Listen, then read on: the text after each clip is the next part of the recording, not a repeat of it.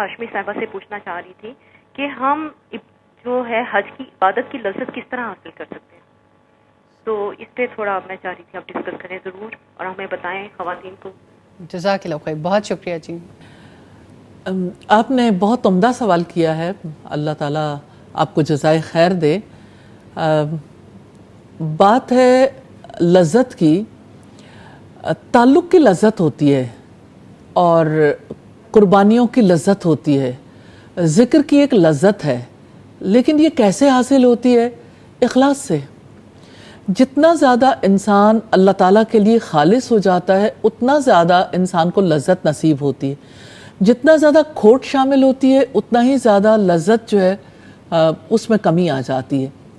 اللہ سبحانہ تعالیٰ کا جو حکم ہے نا، مجھے تو ایسا فیل ہوتا ہے اور میں نے تو اس بات کو ایکسپیرینس کیا ہے اور ریئلی یہ کور ہے اور اس کو ضرور دیکھنا چاہیے. وَأَتِمُّ الْحَجَّ وَالْعُمْرَةَ لِلَّهِ، کہ حج اور عمرے کو اللہ تعالیٰ کے لیے پورا کرو.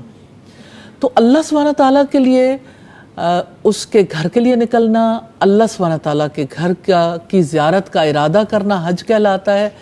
اللہ سبحانہ تعالیٰ کے لیے طواف کرنا، نیچرلی پھر اور چیزیں سامنے نہیں آتی. اگر آپ اللہ تعالیٰ کے لیے نکلتے ہو تو آپ اس کے لیے یعنی آپ کا طریقہ کار بھی فرق ہوتا ہے نا، آپ کا سفر اور طرح سے گزرتا ہے اللہ سبحانہ تعالیٰ کی یادوں میں. پھر آپ کو گھبراہٹیں نہیں آتی، پھر آپ کے اندر آپ امپیشنٹ نہیں ہوتے، آپ صبر کرتے ہو. جو بھی راستے کی مشکلات ہوں، مشقتیں ہوں، نیچرلی یہ سفر جتنی محبت سے کیا جائے، جتنے اخلاص سے کیا جائے، آسانیاں ہو جاتی ہیں. آسانیاں اگر ہم کمفرٹ تلاش کرنا چاہیں ارد گرد کے ماحول میں، جتنی بھی کمفرٹ ہو تو آپ کے اندر وہ لذت نہیں آتی. لذت کا تعلق جو ہے وہ ڈیوائن کنیکشن سے، اللہ سبحانہ تعالیٰ کے ساتھ جتنا تعلق انسان کا جڑتا ہے. اور جب انسان کہتا ہے نا لبیک اللہم لبیک، اگر وہ دل سے کہتا ہے نا کہ حاضر ہوں اللہ حاضر ہوں، تو اللہ سبحانہ تعالیٰ کے لیے حاضری سے لذت آتی ہے کہ انسان یہ محسوس کر لے کہ میری اوقات کیا ہے اور میں نے اللہ سبحانہ تعالیٰ کے حضور حاضر ہونا ہے. جب وہ اپنے آپ کو بڑا سمجھتا ہے، جب وہ اپنے آپ کو بہت کچھ سمجھتا ہے تو انسان کو وہ لذت بھی نصیب نہیں ہوتی.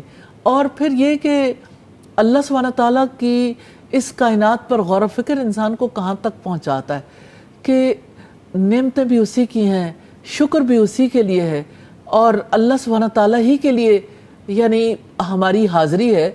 تو حاضری کا یہ سلسلہ جو ہے بار بار تلبیہ کی صورت میں انسان کو ریمائنڈ کرنا چاہیے اور اسے ریمائنڈ کروایا بھی جاتا ہے. اچھا، اس کے بعد یہ ہے کہ آپ جس وقت سفر کرتے ہو تو سفر اللہ تعالیٰ کے لیے ہے نا.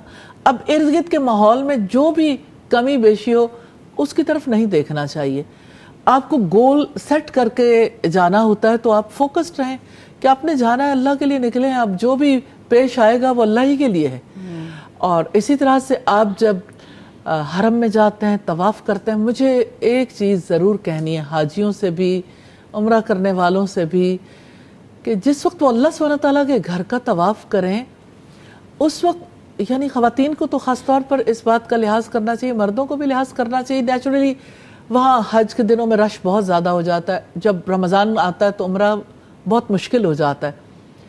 تو ضروری نہیں ہے کہ حرم کے بالکل قریب جانے کی کوشش کی جائے، فاصلے پہ بھی ہو سکتے ہیں. حرم میں اوپر نیچے کے بہت سارے فلورز ہیں جہاں پہ آپ آسانی کے ساتھ طواف کر سکتے ہیں. تھوڑا بڑا بھی ہو جاتا ہے تو ڈزنٹ میٹر، اللہ کے لیے ہے نا. اچھا، پھر آپ جس وقت طواف کرتے ہیں طواف میں ادب بہت میٹر کرتا ہے. ادب کا کچھ تقاضا ہوتا ہے. آپ کوشش کریں کہ ارد گرد دیکھنے کی بجائے کانشیس رہے اور اللہ سبحانہ تعالیٰ کے آگے اپنے آپ کو پیش کرے، لذت ملے گی. آپ جس وقت اس موقع پر ذکر کریں گے، اللہ سبحانہ تعالیٰ سے دعائیں کریں گے، لذت ملے گی.